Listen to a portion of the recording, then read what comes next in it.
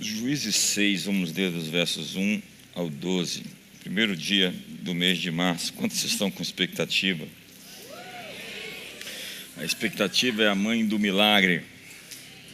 Se você espera grandes coisas de Deus, você as terá.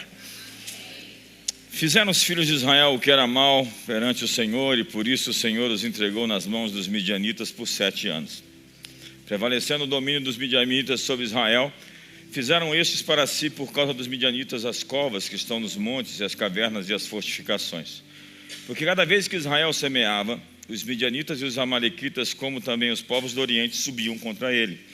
E contra ele se acampavam, destruindo os produtos da terra até a vizinhança de Gaza, e não deixavam em Israel sustento algum, nem ovelhas, nem bois, nem jumentos. Pois subiam com seus gados e tendas, e vinham como gafanhotos, em tanta multidão que não se podiam contar, nem a eles nem aos seus camelos, e entravam na terra para destruir. Assim Israel ficou muito debilitado com a presença dos midianitas. Então os filhos de Israel clamavam ao Senhor. Tendo os filhos de Israel clamado ao Senhor por causa dos midianitas, o Senhor lhes enviou um profeta, que lhes disse: assim diz o Senhor, Deus de Israel: eu é que vos fiz subir do Egito e vos tirei da casa da servidão, e vos livrei da mão dos egípcios e da mão de todos quantos vos oprimiam, e os expulsei de diante de vós, e vos dei a sua terra. E disse: eu sou o Senhor vosso Deus, não temais os deuses dos amorreus, em cuja terra habitais, contudo, não deste ouvido à minha voz. Então veio o anjo do Senhor e assentou-se debaixo do carvalho que está em Ofra, que pertencia a Joás, a Abiezerita, e Gideão, seu filho, estava malhando o trigo no lagar para o pôr a salvo dos midianitas. Então o anjo do Senhor lhe apareceu e lhe disse: o Senhor é contigo, homem valente. Gideão vive na história entre os patriarcas o êxodo, a conquista da terra prometida e a antecipação do período dos reis de Israel. Ele está vivo e nasceu nesse período entre o século 11 e 12 antes de Cristo, 1200 a 1100 anos antes de Cristo.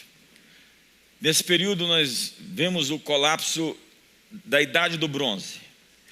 Várias civilizações do Oriente Próximo estavam ruindo. Os hititas, que eram um grande povo que fazia frente ao poder do Egito, desapareceram. O próprio Egito enfraqueceu como uma potência regional, e os povos do mar, os filisteus, varriam a região. Eles avançavam pelo mar e causavam grande dano onde chegavam. O medo, a instabilidade e a migração violenta são um pano de fundo histórico. Gideão nasce em um mundo em convulsão global, não apenas regional. Já Israel vive um ciclo de colapso moral, econômico e nacional.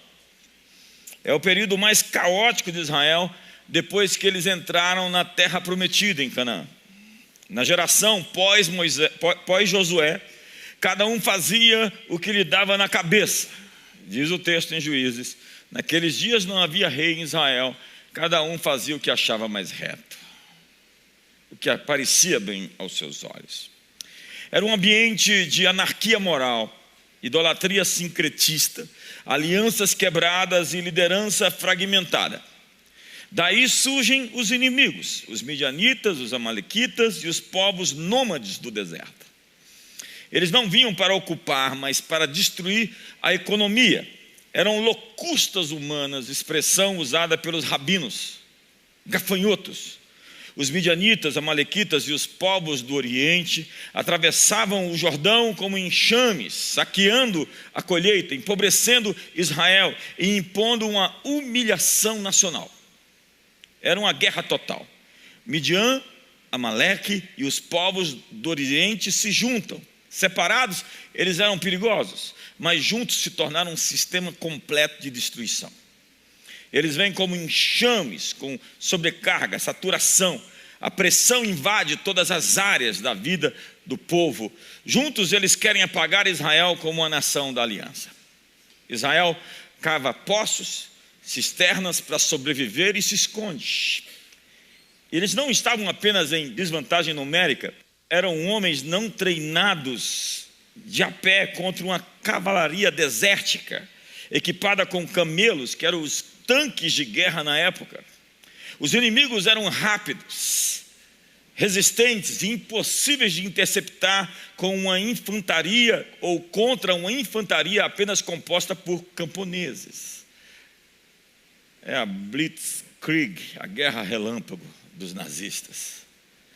Então nós temos uma voz profética, nós temos um chamado. O povo clama, Deus envia profetas, um libertador, Deus envia anjos. E Deus levanta libertadores improváveis. Todo livramento divino começa com um líder, um libertador, uma pessoa pronta para se sacrificar, para mudar as coisas. O texto diz: então veio o anjo do Senhor e assentou-se debaixo do carvalho que está em Ofra, que pertencia a Joás. E Gideão, seu filho, estava malhando o trigo no lagar, para pôr a salvo dos midianitas. Então o anjo do Senhor lhe apareceu e lhe disse: o Senhor é contigo, homem valente.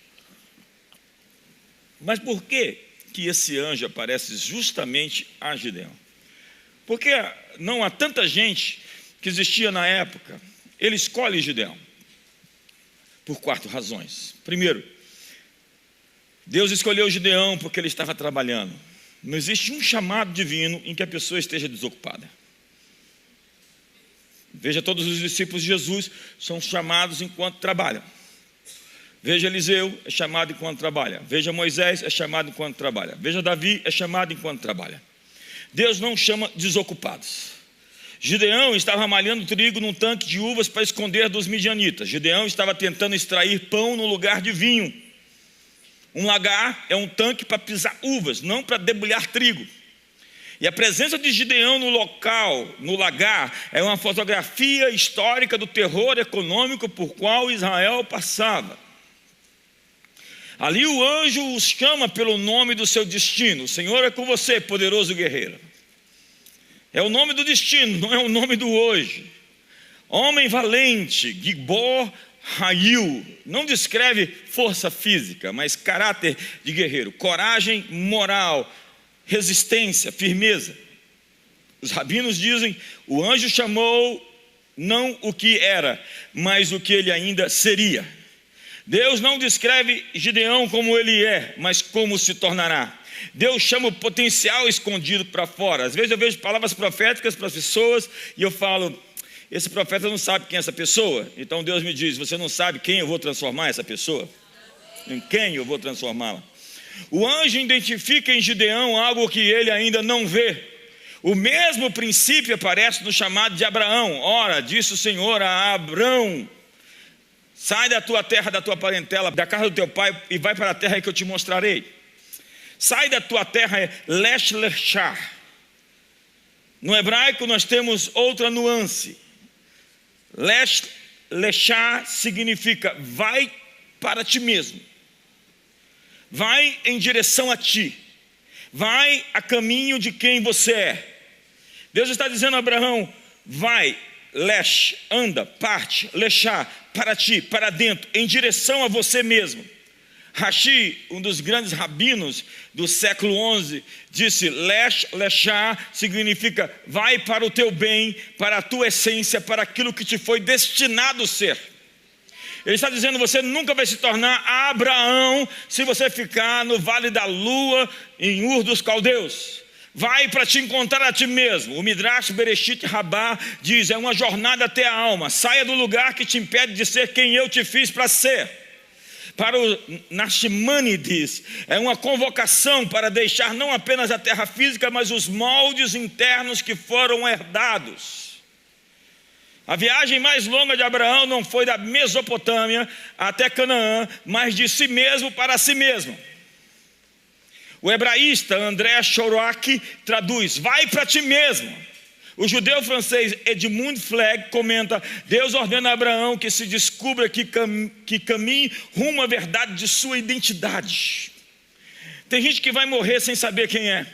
Tem gente que nunca vai viver a plenitude do que foi desenhado para se tornar. Abraão é chamado para sair da cultura que o formou, das crenças que o moldaram, das expectativas familiares sobre ele, e romper com a idolatria e o ciclo ancestral que o atrapalhava de ser ele mesmo. Deus está dizendo: Abraão, vai até a sua verdadeira versão. Você não nasceu para mas para um futuro que ainda não existe. Saia do que te define, caminhe para aquilo que te revela.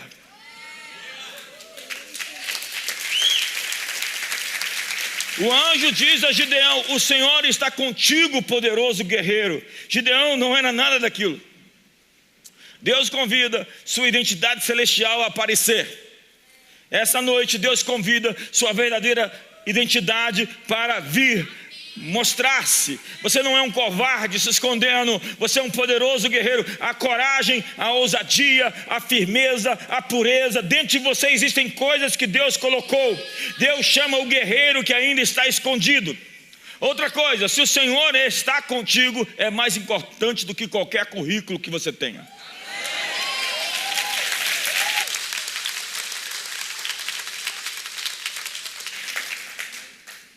Segundo, Deus olhou do céu e escolheu Gideão, porque ele é um homem que se importa.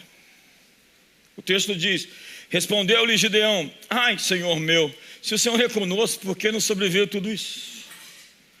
E o que é feito de todas as suas maravilhas que nossos pais nos contaram, dizendo: não nos fez o Senhor subir do Egito, porém agora o Senhor nos desamparou e nos entregou nas mãos dos midianitas. Gideão é feito de contrastes: timidez e coragem, poeira e glória, triunfo e fragilidade. Gideão responde com um trauma histórico: se o Senhor é conosco, por que nos sobreveio tudo isso? Ele é um homem ferido pela memória das perdas. Memória das perdas. Se o Senhor está conosco, por que tudo isso está acontecendo no Brasil? Gideão carrega a dor do seu povo. É o mesmo coração que Jesus tem ao ver as multidões. Está lá em Mateus 9,36, que ele se compadecia, porque as multidões eram como ovelhas que não tinham pastor. Ele se compadeceu delas. É o mesmo que acontece com Neemias, que se importa com os muros queimados de Jerusalém. O que acontece com Daniel, o que acontece com Esdras, o que acontece com Jeremias, ou com Davi, que se importa com a afronta de Golias aos exércitos do Deus vivo. Sim, Gideão se importava, e Deus o escolheu porque ele se importava, mas Deus também o escolheu porque ele não se achava apto, ele não tinha fome de poder. O poder é bom para quem não o deseja.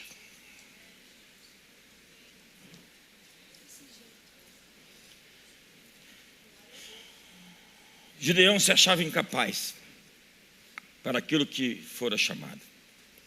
Ele diz: sou fraco, sou pequeno, não posso. Diz o texto: então se virou o Senhor para ele e disse: vai nessa tua força e livre Israel da mão dos midianitas, porventura não te enviei eu? E ele diz: ai, Senhor meu, com que livrarei Israel? Eis que a minha família é a mais pobre de Manassés, e eu o menor na casa do meu pai. Gideão se percebe fraco, pequeno, incapaz. É a mesma resposta de Jeremias: eu sou só uma criança. Ou a resposta de Moisés: eu sou gago. Ou a de Paulo, em 1 Coríntios capítulo 2, que Deus escolheu as coisas fracas para envergonhar as fortes, as coisas que não são para reduzir a nada as que são, e as coisas loucas para envergonhar as sábias. Quarto lugar, Deus escolheu Gideão porque ele começou seu ministério na sua casa. O ministério começa em casa. Gideão começa com a purificação pessoal, familiar. Ele quebra o altar de Baal da sua casa. O livramento começa com a purificação da sua casa. A primeira batalha é contra o altar da família. Isso é tão importante, porque isso vai acompanhá-la a vida inteira. Antes de enfrentar Midian, Gideão precisa enfrentar a idolatria dentro da sua casa. Deus o envia para derrubar o altar de Baal que o próprio pai administrava. O altar de Baal estava dentro da propriedade de Joás. E Gideão cresceu vendo o culto a Baal. E você não imagina o que é o culto a Baal. E ele vai à noite, diz a Bíblia, com o chamado de derrubar o altar do pai. Ele está com medo, mas vai. Diga para o seu irmão, vai mesmo com medo. Naquela mesma noite, lhe disse o Senhor: toma um boi que pertence a teu pai, a saber, o segundo boi de 7 anos, e derriba o altar de Baal, que é de teu pai, e corta o poste ídolo que está junto ao altar. Edifica ao Senhor teu Deus um altar no cimo desse baluarte, em camadas de pedra, e toma o segundo boi, e o oferecerás em holocausto com a lenha do poste ídolo que vieres a cortar. Então Gideão tomou 10 homens dentre os servos e fez como o Senhor lhe dissera, temendo ele, porém a casa de seu pai e os homens daquela cidade não fez de dia, mas de noite.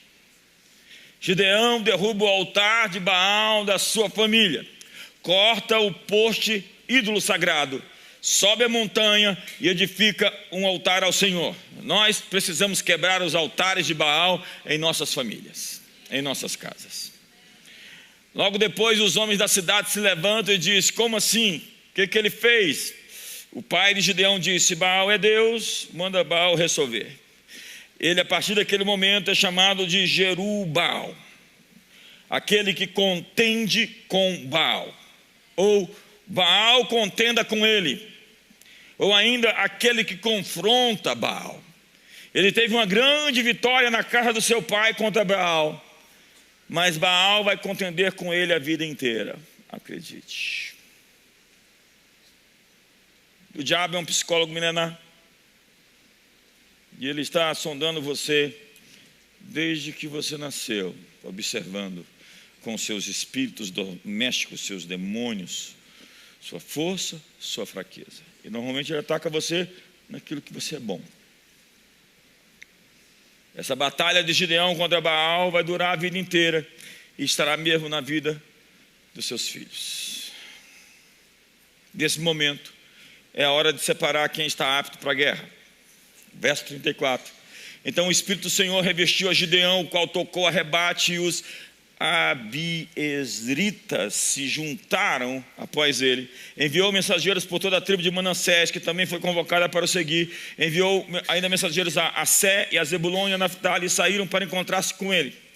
O Espírito do Senhor toma Gideão e ele toca a trombeta. E a chamada de Gideão virou festa, oba-oba, coreografia. Viralizou na internet, todo mundo queria fazer parte. 32 mil homens apareceram, e pareceu bom aquilo, temos bastante gente. Mas Deus não trabalha com números, Deus trabalha com corações. Os midianitas, os povos do Oriente, os amalequitas, sugere que tinham 120, 150 mil pessoas ali no vale. Eles agora tinham 32 mil, muito bom, mas era hora de reduzir o exército. E nós temos então o primeiro teste, a primeira peneira, o medo. Verso 1 do capítulo 7.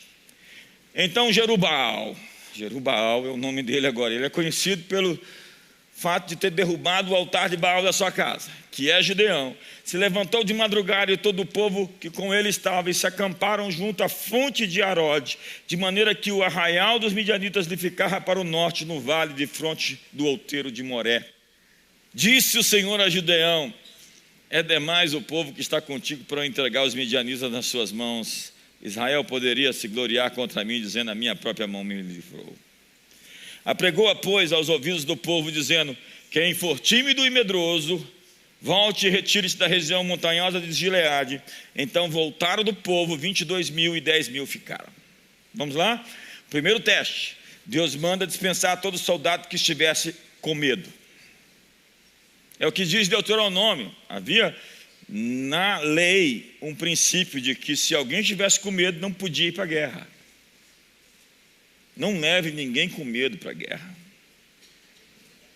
Diz o texto em Deuteronômio E continuarão os oficiais a falar ao povo, dizendo: qual homem medroso de coração tímido? Vá, torne-se para casa, para que o coração de seus irmãos se não derreta com o seu coração. Porque nesse caso o medo é contagioso. Um exército com pavor desintegra antes do combate. Já entrou perdendo. É o Brasil na Copa de 98, amarelado no campo, já entrou derrotado.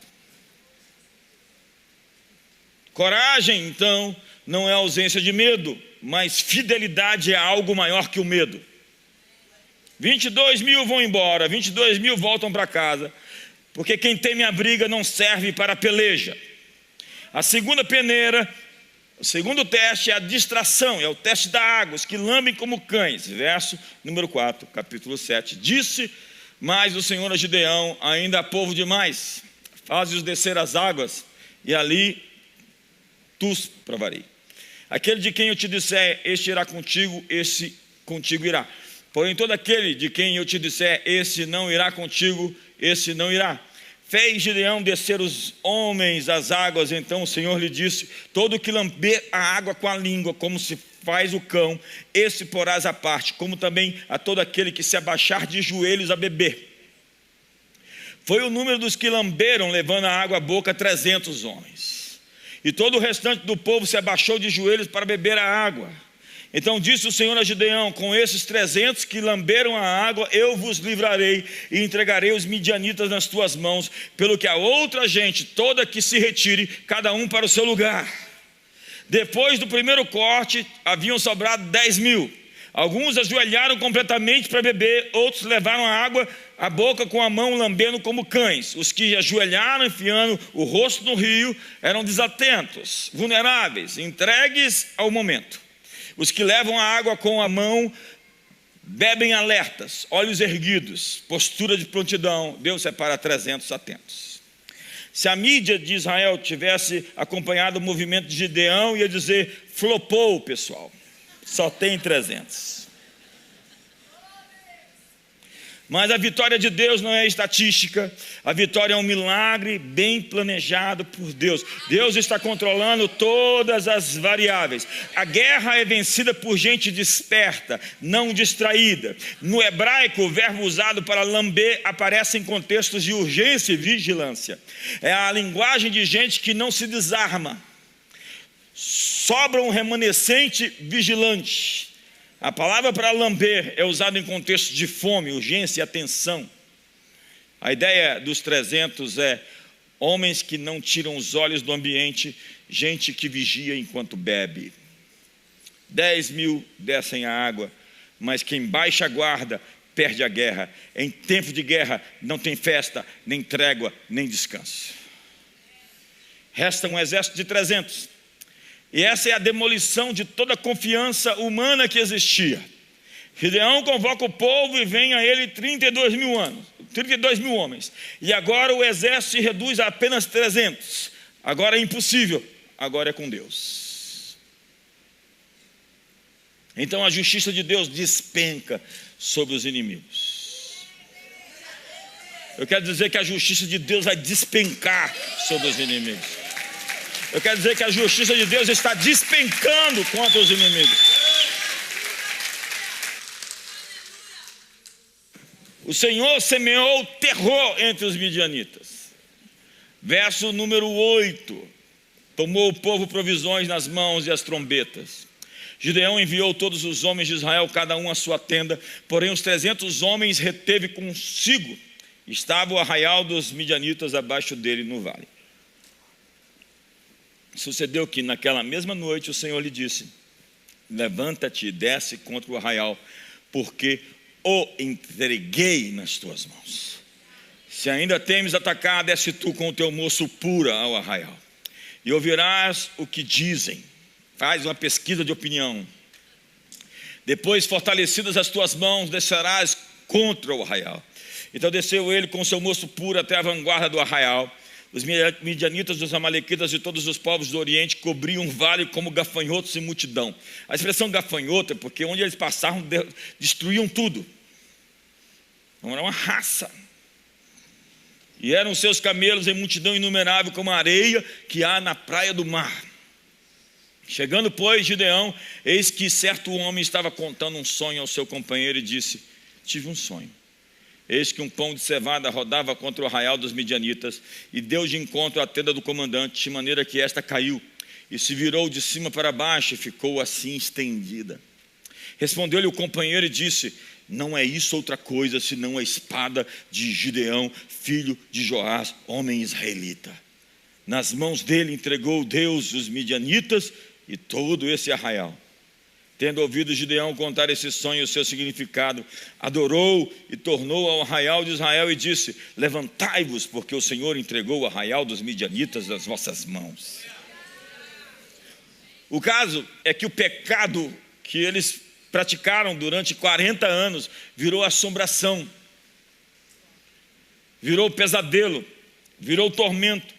Gideão desce ao acampamento inimigo e escuta um soldado contar um sonho bem estranho.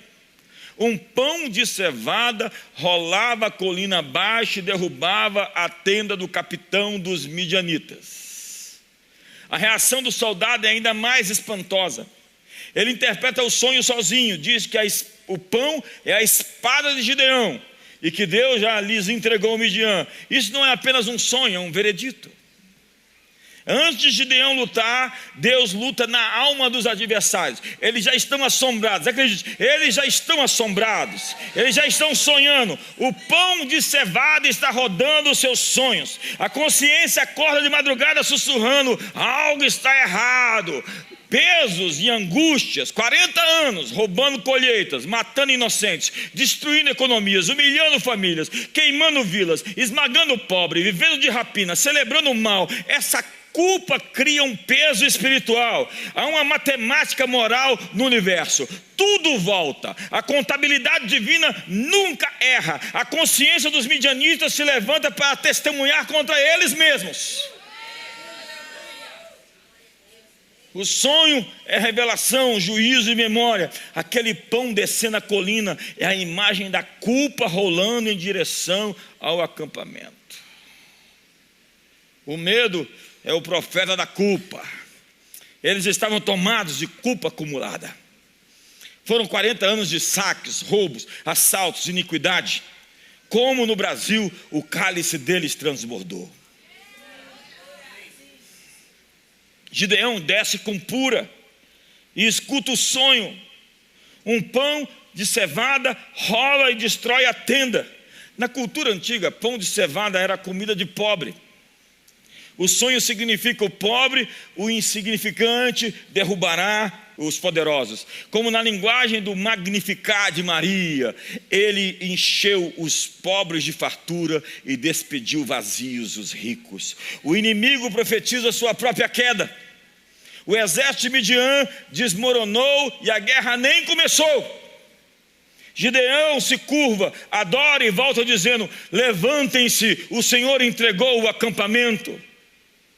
Então lhes repartiu 300 homens em 3 companhias e deu-lhes a cada um nas suas mãos trombetas e cântaros vazios com tochas neles. Eram 300 homens divididos em 3 grupos de 100. E não havia espada, lanças, escudos, cavalos, camelos. Eles tinham trombetas, cântaros e tochas. Deus continua vencendo com instrumentos improváveis. Tochas, cântaros e trombetas eram a liturgia de uma guerra não convencional.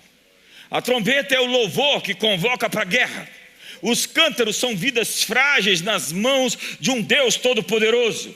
O simbolismo é forte, a vitória nasce quando o vaso se quebra e a luz aparece.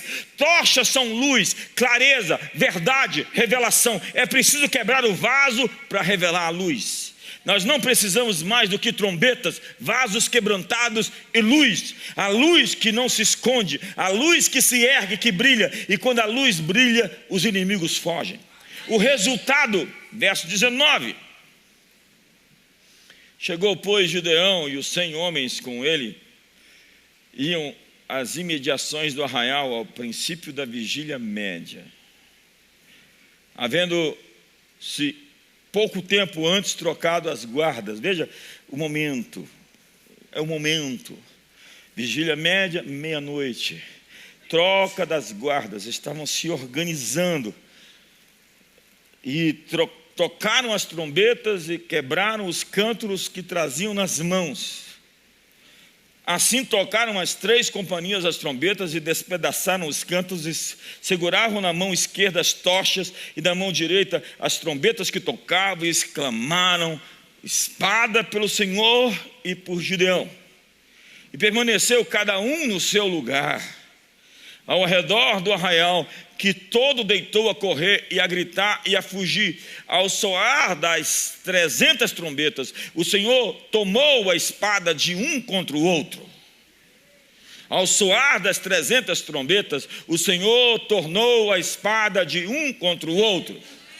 Ao soar das 300 trombetas, o Senhor tornou a espada de um contra o outro. O Senhor tornou a espada de um contra o outro. O Senhor tornou a espada de um contra o outro. O Senhor tornou a espada de um contra o outro. E isso em todo o arraial que fugiu rumo a Gererá, até Bet-Sita e até o limite de Abel-Meolá, acima de Tabate. À meia-noite eles tocam as trombetas, quebram cântaros, levantam as tochas. Os 300 quebram cântaros, erguem tochas, tocam trombetas, não há espadas na mão.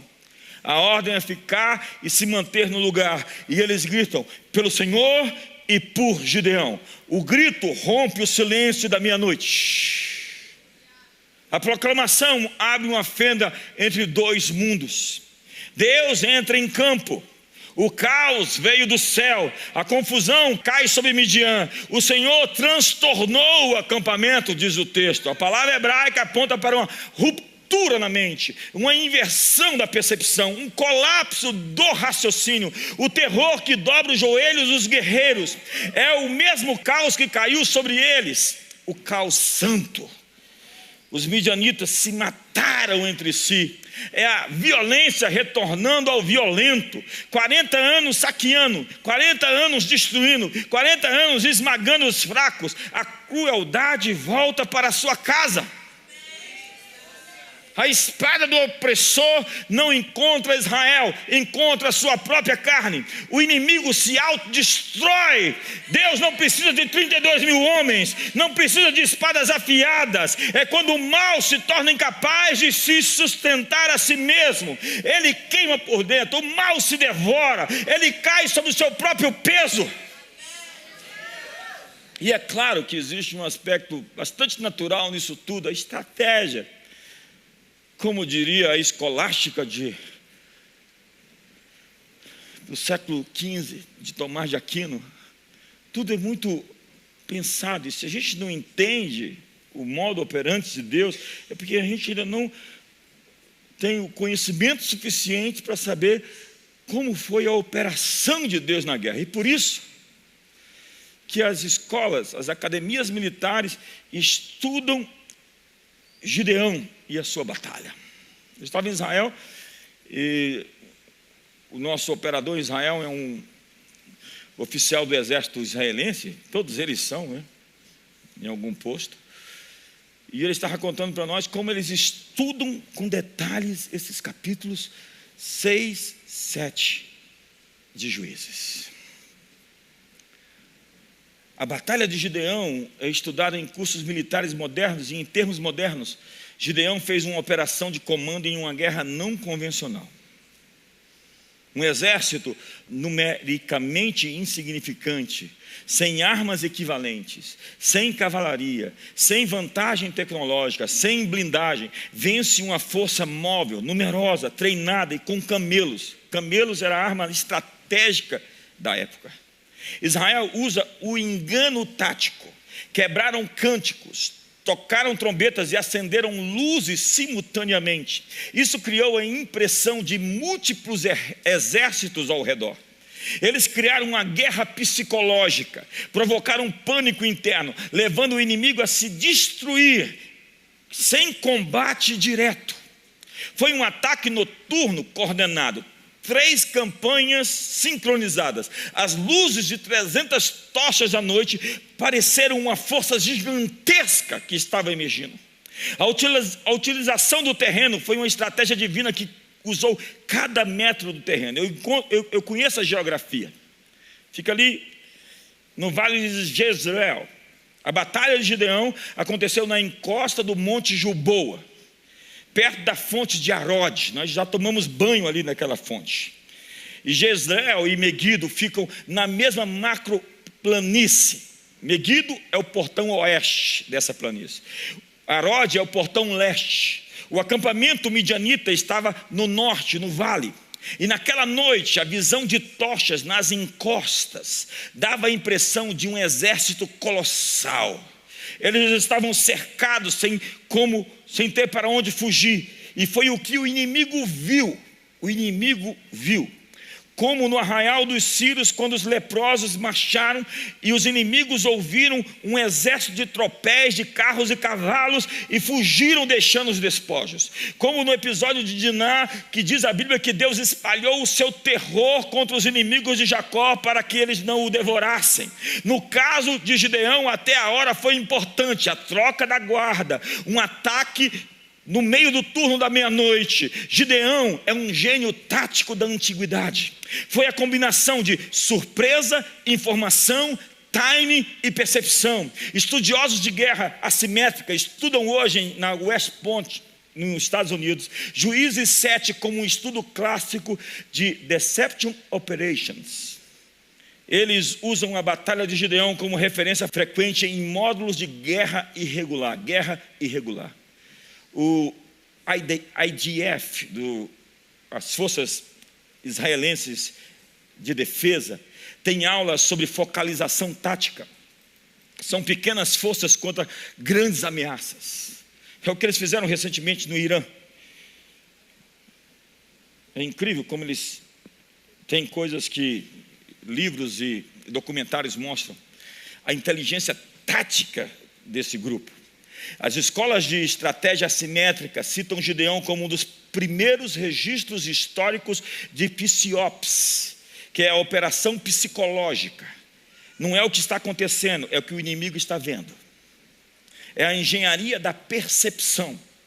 É a multiplicação de força sem multiplicar soldados.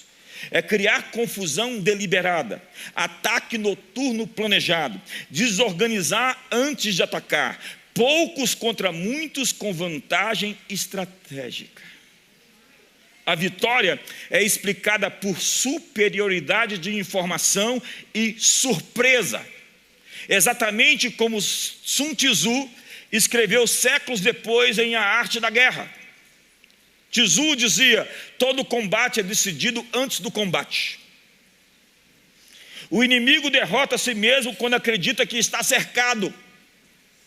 Aquele que controla a percepção, controla a batalha. E era isso que Gideão estava fazendo. 300 incendiaram tudo e eles começaram a se matar. E depois que os 300 incendiaram tudo, a nação foi chamada a terminar o trabalho. As tribos se uniram. Então diz o texto: então os homens de Israel, de Naftali, de Assé e de todo Manassés foram convocados e perseguiram os midianitas.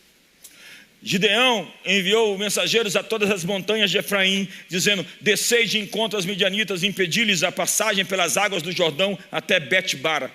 Convocados, pois, todos os homens de Efraim, cortaram-lhes a passagem pelo Jordão até Bet-bara e prenderam os 2 príncipes midianitas, Oreb e Zebe. Mataram Oreb na penha de Oreb e Zebe mataram no lagar de Zebe. Perseguiram aos midianitas e trouxeram as cabeças de Oreb e de Zebe a Gideão, da além do Jordão. Agora preste atenção nisso. Essa batalha é um manual para a igreja, para a guerra cultural que nós atravessamos. Gideão encontra os efraimitas e ele desarma uma crise tribal, evita uma guerra civil, faz um incrível gesto de diplomacia no meio da guerra. Ele tem a humildade suficiente para se baixar, para servir. É isso que um líder faz, ele serve. E ele mantém a unidade, atropelando o seu próprio ego. Veja o que acontece. Depois da vitória, a tribo de Efraim confronta Gideão e diz: por que você não nos chamou? Vamos ver o texto? Então os homens de Efraim disseram a Gideão: que é isso que nos fizeste, que não nos chamaste quando fostes pelejar contra os midianitas? Olha o texto: e contenderam fortemente com ele. Porém ele lhes disse: que mais eu fiz agora do que vós? Não são porventura os rabiscos de Efraim melhores do que a vindima de Abiezer? Deus entregou nas vossas mãos os príncipes dos midianitas, Oreb e Zib. Vocês ficaram com a melhor parte. Que pude eu fazer comparável com o que fizestes? Vocês mataram os reis. Então, com falar-lhes esta palavra, abrandou-se-lhes a ira para com ele. Efraim era uma tribo vaidosa nesse tempo, acostumada a uma posição de destaque. E aqui aparece um Gideão político, polido, humilde, mediador, conciliador. Essa deveria ser a linguagem. Não é a bravata, não é o grito. A resposta de Gideão foi: vocês fizeram mais do que eu. O que é o rabisco de uvas de Efraim comparado com a colheita de Abiezer? Ele usa uma metáfora agrícola. A colheita menor de vocês de Efraim vale mais do que a maior colheita de Abiezer. Com uma postura pacificadora, ele desarma, desativa a vaidade tribal. Rabiscos são espigas caídas, as sobras da colheita. São os restos que caem quando se colhe as uvas. A palavra usada para colheita ou vindima representa a grande colheita das uvas, a fase final, a safra plena.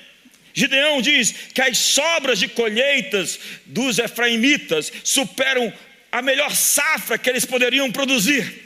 Ele se joga no chão, ele se humilha, e assim ele torna pequenos rivais em grandes aliados. Os pais da igreja dizem que Gideão ensina que a vitória sem humildade se torna soberba, e a soberba produz divisão, e a divisão destrói o que a espada e a guerra conquistaram. Mas o legado de Gideão durou 40 anos. 40 anos de paz. E isso no livro de Juízes é um feito. Israel desfrutou de 4 décadas de estabilidade, mas o seu legado foi comprometido, consumido, contaminado por alguns erros estratégicos. Preste atenção. Primeiro, Gideão se recusa a ser rei, mas viveu como se fosse um rei. Vamos ver o texto. Você pode chegar em casa e contar para a família que você leu 2 capítulos da Bíblia hoje. Então os homens de Israel disseram a Gideão: domina sobre nós, tanto tu como o teu filho e o filho do teu filho, porque nos livraste do poder dos midianitas. Porém Gideão lhes disse: não dominarei sobre vós, nem tampouco meu filho dominará sobre vós, o Senhor vos dominará. A boca de Gideão diz: não serei rei sobre vocês, o Senhor será vosso rei. Mas a sua vida, depois da vitória, desenha uma outra história. Gideão não aceita a coroa, mas abraça um estilo de vida de coroa. Ele rejeita o trono, mas assume os costumes de quem está assentado em um trono. Deus o levanta como juiz, mas ele se comporta como monarca. Agostinho comenta: os santos podem semear tropeços quando se encantam com o brilho das suas próprias vitórias. Por que eu vejo isso acontecer? É brincadeira. As vitórias de alguns crentes têm sido o seu pior dano. Puderam ter ficado na luta, eles eram bem convertidos lá. Segundo, o homem que começa quebrando ídolos, termina criando um ídolo. Veja o que o texto diz. Disse-lhes mais Gideão: um pedido vos farei. Dai-me vós cada um as argolas do seu despojo, porque tinham argolas de ouro, pois eram ismaelitas. Esse verso acontece depois da maior vitória militar do período. Gideão pega o despojo das vitórias e faz um éfode para si. Tem gente para quem Deus deu vitórias e depois toma tudo isso para fazer um culto para si, uma célula para si, uma igreja para si, um ministério para si. Não tem mais liderança, não tem mais prestação de contas. Não aceito ser rei, mas vivo como um rei. Gideão constrói um éfode, um objeto sacerdotal usando ouro dos despojos da guerra. O resultado é trágico. O povo passa a adorar esse éfode. A vitória vira arrogância. O símbolo da vitória vira um ídolo. Aquilo que deveria lembrar Deus começa a substituir Deus. O nome que o anjo lhe deu, Jerubbaal, aquele que luta contra Baal, se torna uma ironia amarga. Porque Baal contende contra ele e Baal está na cola dele.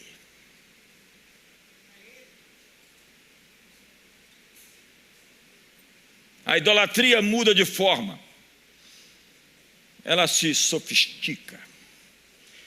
Baal é muito rústico, agora é um éfode.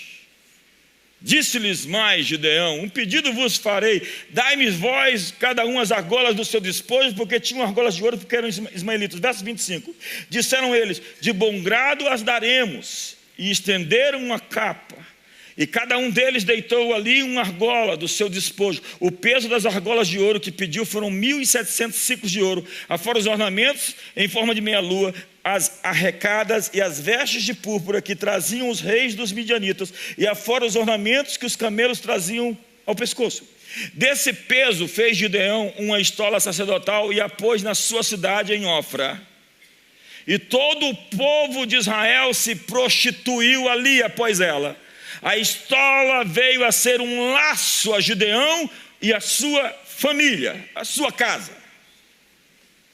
O éfode originalmente era uma veste sacerdotal de linho adornada com ouro, usada pelo sumo sacerdote, exclusivamente no tabernáculo e com uma função de consulta divina. Não era uma peça decorativa, não era um troféu de guerra, era uma ferramenta litúrgica usada por um sacerdote levítico. Era uma ferramenta usada por alguém que podia fazê-lo. Gideão faz um éfode fora do tabernáculo, fora da linhagem levítica, fora da lei. Ele agora não é mais um objeto ornamental, mas um centro de consulta espiritual alternativo, um oráculo. Gideão faz um objeto legítimo deslocado do seu propósito divino. É a arrogância pós-vitória. Arrogância pós-vitória. A criatura começa a adorar o instrumento da vitória. O éfode não era ilícito em si.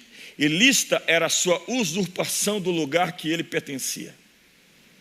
No tabernáculo, o éfode media a palavra de Deus, era usado para buscar direção, fazia parte de um sistema litúrgico ordenado. Fora disso, ele virou superstição, consulta paralela, símbolo de prestígio espiritual, sombra de sacerdócio próprio. Rashi, no Midrash, diz: Gideão fez para si uma casa de consulta, como se fosse um sacerdote. Ele cria um santuário particular, uma espécie de Shiló. Ninguém precisava ir a Shiló, pode vir em Ofra mesmo. Israel vai até ele para se consultar. Não é mais o tabernáculo, não é Shiló, é a casa de Gideão. Isso não é a liderança tribal, é a centralização monárquica. O éfode criou um centro rival de devoção. Vou repetir, um centro rival de devoção. Isso acontece todo dia. Alimentou o orgulho familiar. atraiu práticas sincretistas, abriu espaço para a idolatria de Abimeleque. Abimeleque, filho de Gideão, é o fruto de um ambiente que o pai criou. O menino cresce no ambiente do éfode, das consultas, do altar paralelo. O filho que se proclama rei nasceu na casa do éfode alternativo. O éfode foi a semente da queda familiar de Gideão. Gideão vence Midian, muito importante isso, mas perde a guerra dentro de casa. Ele derruba o altar de Baal do seu pai Joás, mas Baal tem outras faces.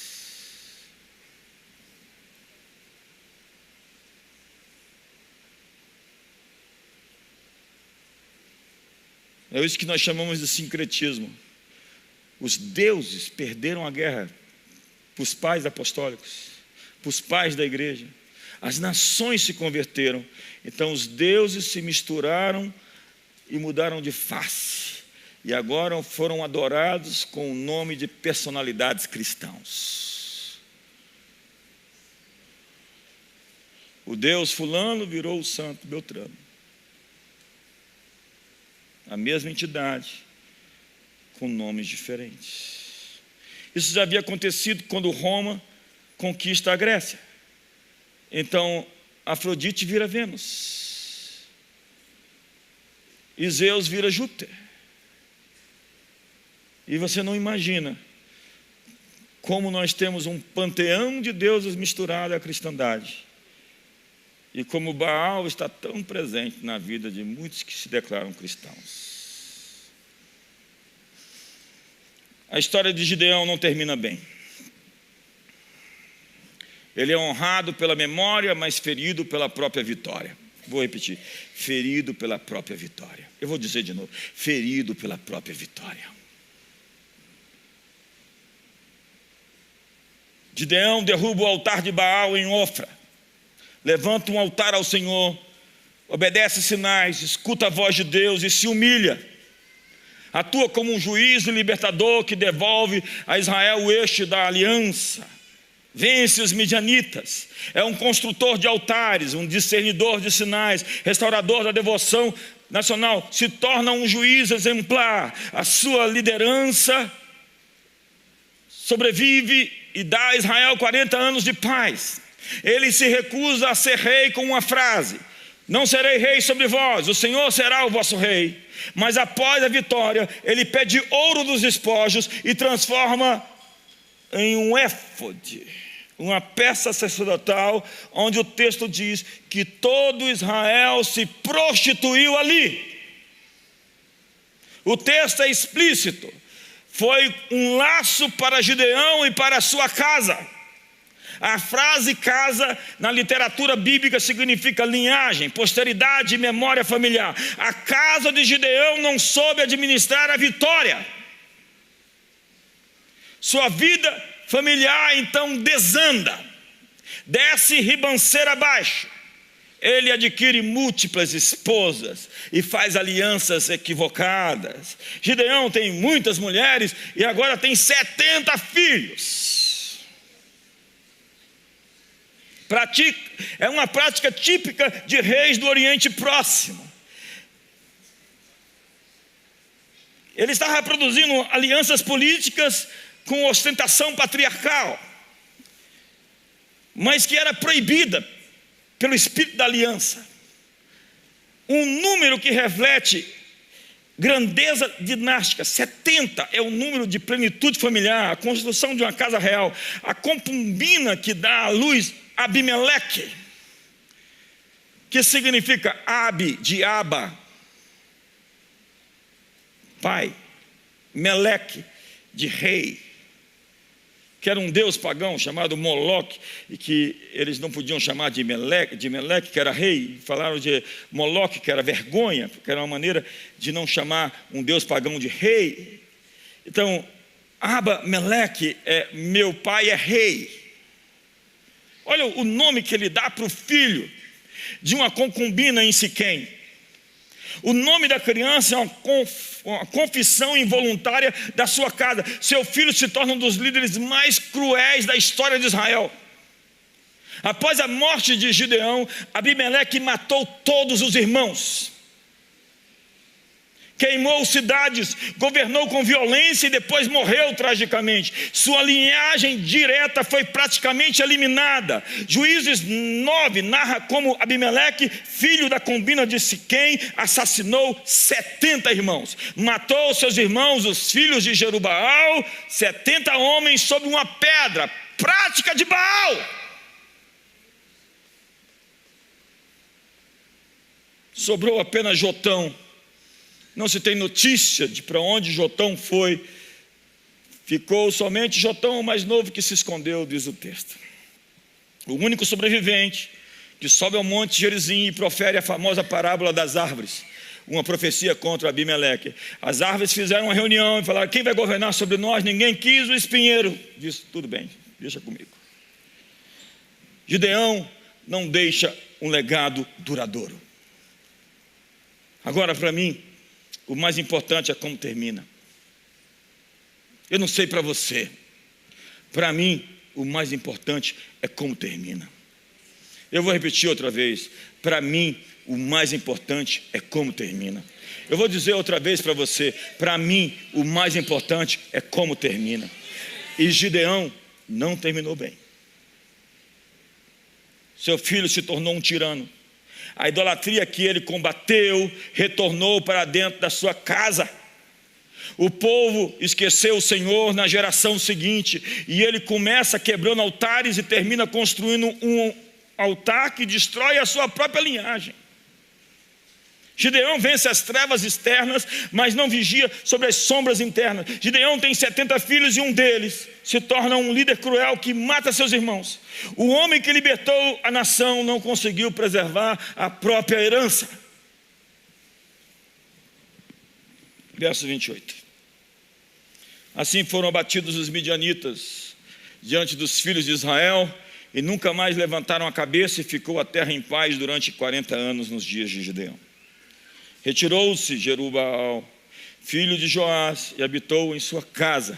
Teve Gideão 70 filhos, e todos provindos dele, porque tinha muitas mulheres. A sua concubina, que estava em Siquém, lhe deu também à luz um filho, e ele lhe pôs por nome Abimeleque. Faleceu Gideão, filho de Joás, em boa velhice, e foi sepultado no sepulcro de Joás, seu pai, em Ofra dos Abiezeritas. Morto Gideão, tornaram a se prostituir os filhos de Israel após os Balaíns, e puseram Baal-berite por Deus. Baal voltou. Os filhos de Israel não se lembraram do Senhor, seu Deus, que os livrara do poder de todos os seus inimigos ao redor, nem usaram de benevolência com a casa de Jerubaal, a saber, Gideão, segundo todo o bem que ele fizera a Israel. O altar de Baal, que estava na propriedade de Joás, administrador da idolatria local, agora se tornou um altar de uma nação.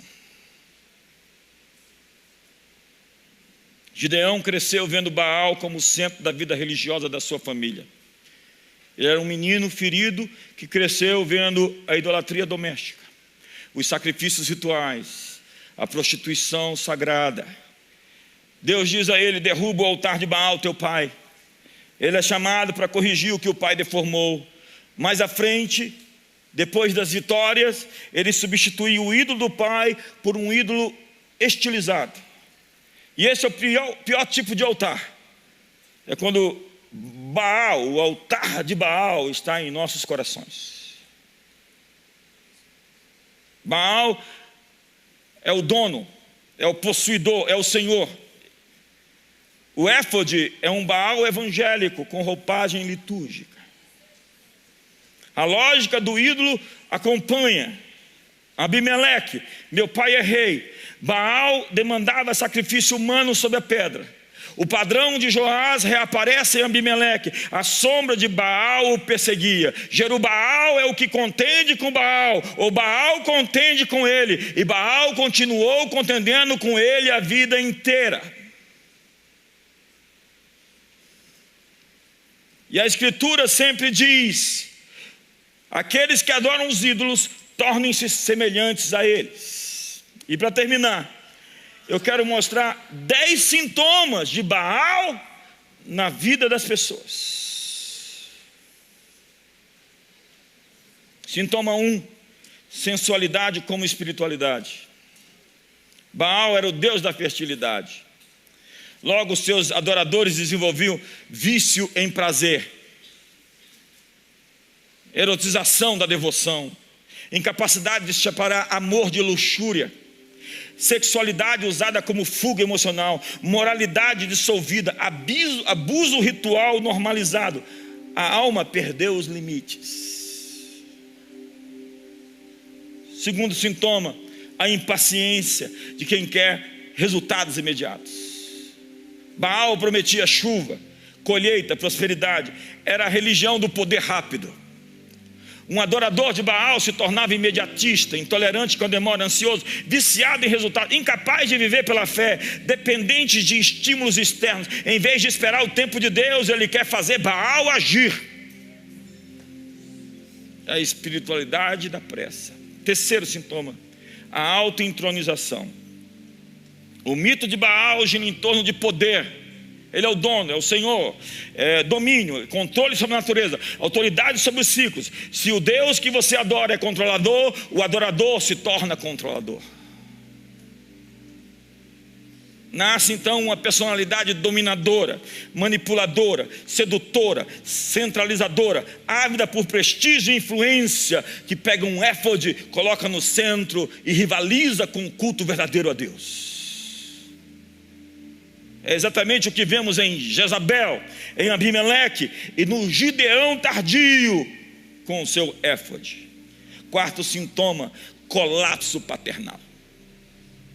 Baal devorava filhos em rituais. A religião de Baal é infanticida. Logo, o adorador de Baal tinha paternidade frágil, vínculos quebrados, filhos sacrificados pela ambição, ausência emocional, violência doméstica, instrumentalização da família. Quinto sintoma, emoções extremas e instáveis.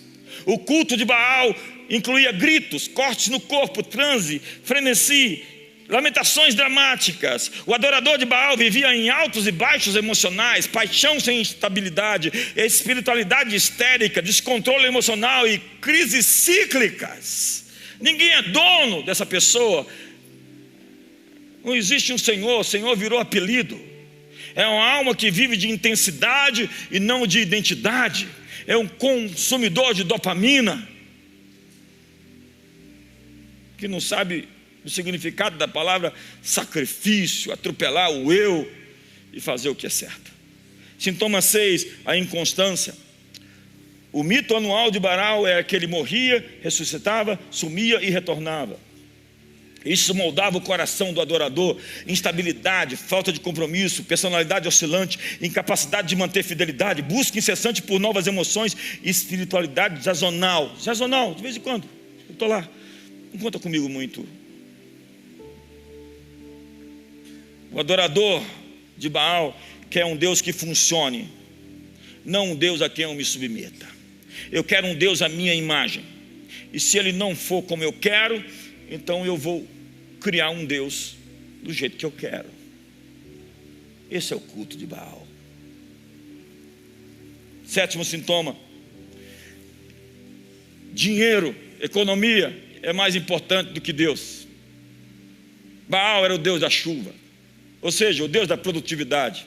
E o resultado psicológico disso é que a vida gira em torno de ganho, de dinheiro, lucro acima da virtude, espiritualidade utilitária, fé apenas como uma ferramenta,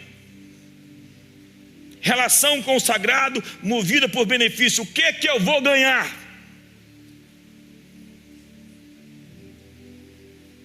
Yahvé exige aliança, não apenas colheita. Oitavo sintoma, identidade que se confunde com prazer e poder. No culto a Baal não há formação de caráter. a apenas estímulo de desejo. O adorador não se transforma na imagem de Cristo ano após ano, desenvolvendo o fruto do Espírito, porque ele é um hedonista, está atrás de prazer, de benefício. Ele é volátil, é vaidoso, agressivamente sensual, emocionalmente superficial, espiritualmente apático e moralmente relativista. Baal cria adoradores que não têm raiz. Eu quero uma religião que me faça bem. Minha religião é o amor. O amor. 9º sintoma: a lógica de Baal cria Gideões tardios. Gideão destrói o altar de Baal, mas traz a personalidade de Baal no bolso.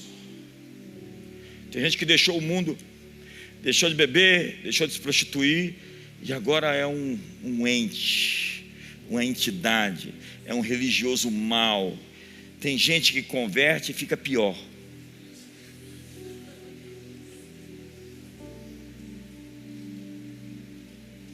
Um péssimo testemunho, super mal-humorado, grosso com todo mundo.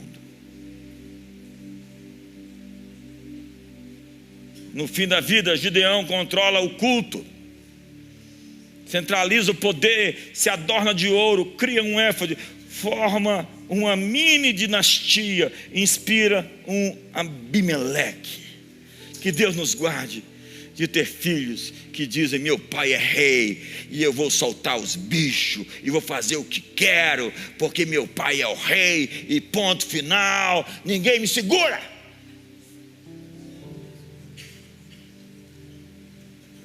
Menino sem limite em casa vai encontrar limite na rua. A vida não vai ser boa lá fora e não vai ter a paciência que papai e mamãe tiveram com o monstrinho.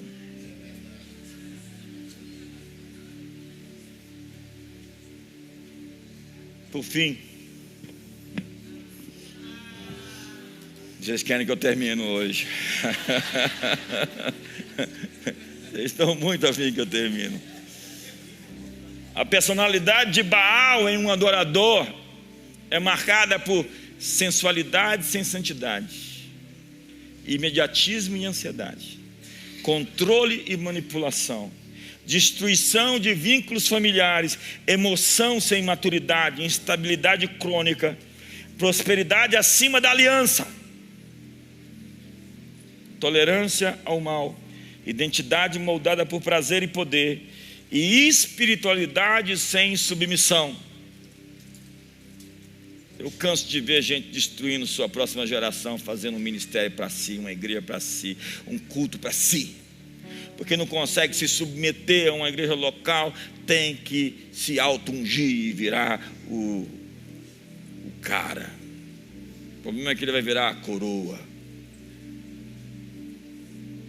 Hoje é dia de quebrar os altares de Baal e tirar Baal do bolso. Às vezes Baal está no bolso mesmo. Fique de pé, se você conseguir.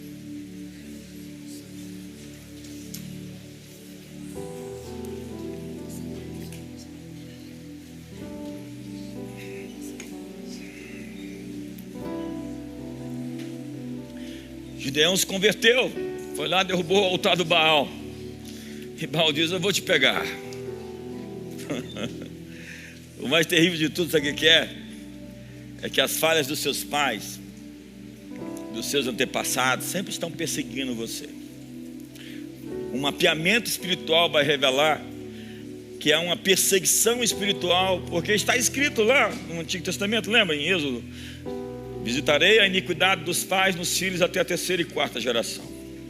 A iniquidade de Joás visitou a Abimeleque, se não antes visitou a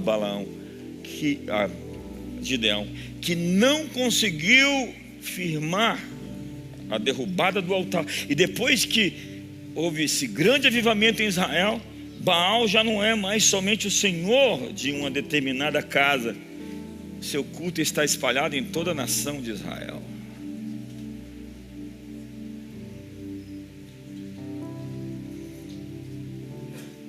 A transformação de uma sociedade começa em um lar. Que nós tenhamos filhos que representem um outro DNA. Que nós sejamos pessoas que conseguem descentralizar o ego e chamar Jesus de Senhor e Senhor de fato, onde eu estou sob as suas ordens. Portanto, eu não faço o que eu quero, faço o que o Senhor me manda. Senhor não é apelido.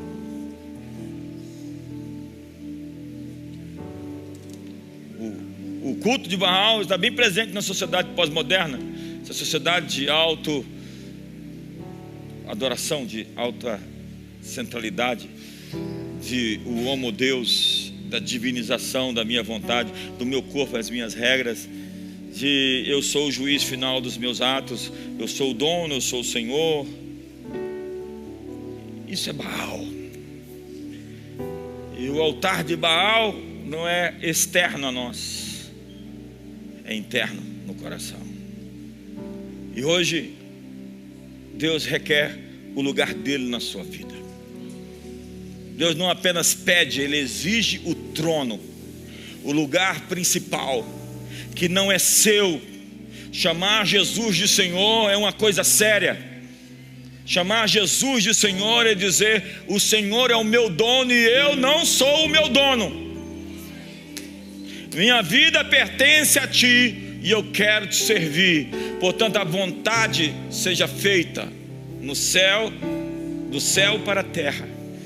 E aquilo que eu tenho vai servir aos Teus propósitos. Como eu posso Te servir? Com o meu dinheiro, com as minhas vitórias, com as minhas coroas, com a minha família, com a igreja que o Senhor me confiou. Como eu posso servir a Deus com minhas habilidades, com os meus talentos? Eu quero render minhas coroas e minhas vitórias diante de Ti, e não construir para mim uma adoração, um éfode, para rivalizar com a adoração do Senhor. Não é sobre mim, é sobre Ele. Feche os seus olhos hoje comigo. O altar de Baal está tremendo hoje. O altar de Baal hoje está sacudindo hoje. O altar de Baal está sacudindo hoje. Deus está fazendo estremecer o espírito de controle de gente que acha que é o dono, que pode controlar, manipular. Lembre-se que Jezabel era a encarnação desse espírito de Astarote e Baal. Lembre-se o que ela fez e como ela conseguiu destruir tanto. Esse era o principal culto na terra que rivalizava com o Deus de Israel, com o Yahvé. No culto de Baal havia a Será, a deusa. Baal é esposo e é filho de Astarote. É a imagem dos ciúmes. E todos esses deuses da Bíblia, eles estão hoje atacando os cristãos. Alguns que fazem qualquer coisa por dinheiro. Alguns dizem que o meu dinheiro é seu, mas não tem coragem de ser fiel naquilo que Deus preconizou na sua palavra, porque Baal está no seu bolso. Abraça a pessoa do seu lado. Fala: vamos derrubar o altar de Baal hoje.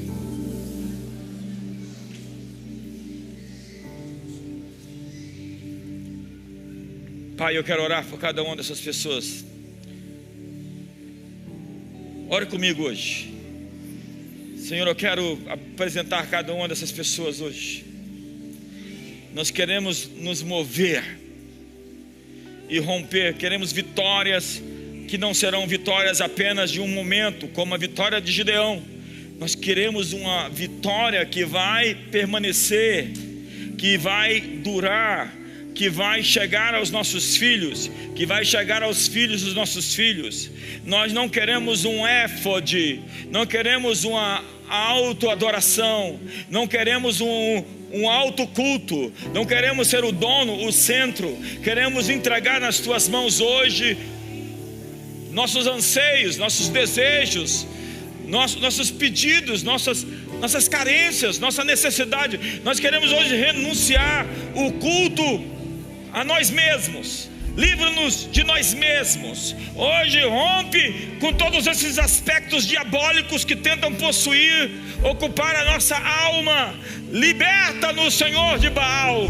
Liberta-nos, Senhor, desse espírito controlador e manipulador, que destrói famílias, que faz os filhos perecerem, que cria filhos indignos, filhos indisciplinados, que transfere um DNA maligno para as futuras gerações, e que cria intriga, e briga, e rixa, e confusão, e ódio, e raiva. Nós queremos sucessão, nós queremos um sucesso permanente, nós queremos uma adoração ao Senhor, queremos transmitir às futuras gerações, de fato e de verdade, o nosso legado espiritual, a nossa herança como filhos de Deus, que te serviram e estão oferecendo às futuras gerações a maior coisa que temos, a nossa fé em Jesus Cristo, a quem chamamos de Senhor, Senhor das nossas palavras, Senhor dos nossos pensamentos, Senhor dos nossos atos, dos nossos hábitos, Senhor do nosso dinheiro, Senhor das nossas famílias, Senhor de tudo o que somos e Senhor de tudo o que temos. Oramos em nome de Jesus. Levante as suas mãos. Os tronos estão caindo. A justiça de Deus está vindo sobre tronos de justiça. Os altares de Midian e de Amaleque estão sendo quebrados em nossa geração, em nosso tempo. Deus está movendo hoje Gideões com a paternidade resolvida, com o coração resolvido, gente que se desentronizou, gente que saiu do lugar principal e convidou Jesus para vir ao centro, saiu do volante da vida e deu a Jesus a direção da sua alma. Hoje estamos aqui para chamá-lo de Senhor, para dizer: estamos ao seu serviço, prontos para te obedecer. Quebramos toda dureza de coração nessa noite, toda rigidez mental e emocional, todo trono de Baal caia essa noite em nome de Jesus. Toda rigidez religiosa, toda maldade do coração, nós liberamos a cura, a libertação. Eu vejo paredes rachando, eu vejo estruturas se movendo, eu vejo Deus chegando, penetrando em áreas que antes eram fechadas, iluminando quartos escuros, regiões obscuras da alma. Jesus é o centro, Jesus é o Senhor. Todo joelho se dobra, toda língua confessa: Jesus Cristo é o Senhor. Para a glória de Deus Pai, celebre o seu nome hoje. Mais alto, mais forte.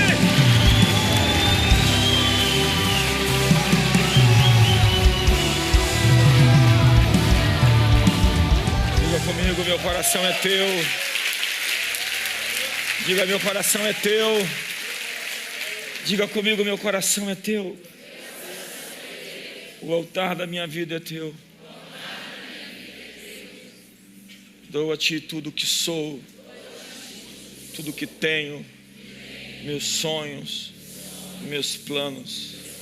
Nada vai rivalizar, nada vai disputar a inteireza do meu ser. A ti pertence. Eu ouso dizer Tu és o meu Senhor